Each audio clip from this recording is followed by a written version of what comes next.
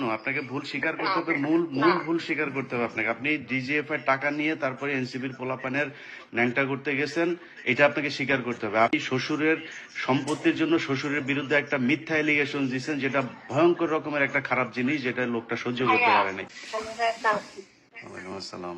ভাইয়া আমার ভুল হয়ে গেছে, আই এম সরি, প্লিজ ভাইয়া এটা করেন না। কি সরি? কিসের সরি?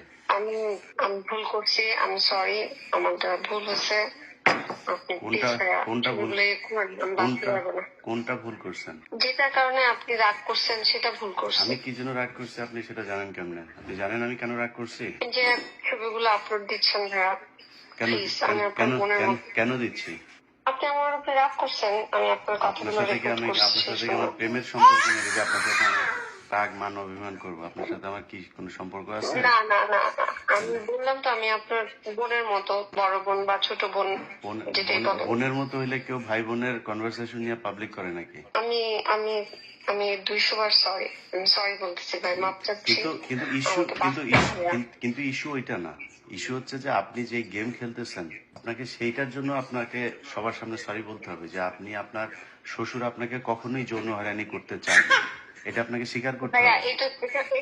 না ভাইয়া, এটা সত্যি কথা। আমি আপনার যত প্রমাণ লাগে আপনি কোনো প্রমাণই দিতে পারেন আপনি না। আমাকে বলেন, আমি আপনি একটার পর একটা আপনি পাঠাবো। কোনো প্রমাণই দিতে পারেন না যে আপনার শ্বশুর আপনাকে যৌন হয়রানি করছে, এটার কোনো প্রমাণ দিতে পারেন না। ভাইয়া আমি আপনাকে ওয়াদা করতেছি লাজ ভাই, আমি আপনাকে ওয়াদা করতেছি, আমি আপনার সাথে আপনাকে এটা নিয়ে আমার related সেভারাল সমস্ত টাইমস আপনার প্রমাণ সাথে আমার দেব। আলাপ হয়েছে, বহুত কনভারসেশন হয়েছে। আপনাকে আমি বারবার জিজ্ঞেস করছি যে আপনি আমাকে, সে যে আপনাকে ব্যাড টাচ করছে, সে আপনাকে বাজে অডিও পাঠাইছে, বা বাজে কোনো কথা বলছে, বাজে টেক্সট করছে, এ কিছু দেন আপনি আপনি কখনই দিতে পারেন নাই। হ্যাঁ, আমি যেটা আপনাকে ওয়াদা করতেছি আমি দিব, আমি সেটা ওয়াদা করতেছি। আপনি এটা থাকলে আপনি এতদিনে আমি সেটা বহুভাবে দিয়ে দিতেন। হ্যাঁ, তো আপনি সেদিন ভাই, আপনার সাথে আমার আমার বাচ্চাগুলো আছে। না লিসেন, আপনার সাথে সেদিন আমার কথা হইলো, আপনাকে আমি বললাম যে আপনার এই বিষয়গুলো নিয়ে আমি আপনারা লাইভে থাকবো, আমরা কথা বলবো। আপনি বললেন যে না, আপনি বহুদিন ধরে আমার সাথে লাইভে আসতে চান। আমি যখন রাজি আপনাকে বললাম, তখন আপনি বললেন যে ওকে আমি পরে আসবো, এখন আসবো না। ব্যাস, এরপরে আপনি আবার ফের কল করলেন, কল করে বললেন যে ভাইয়া আপনি কি আমার কথাগুলো এতক্ষণ রেকর্ড করছেন? আপনি আমার কথাগুলো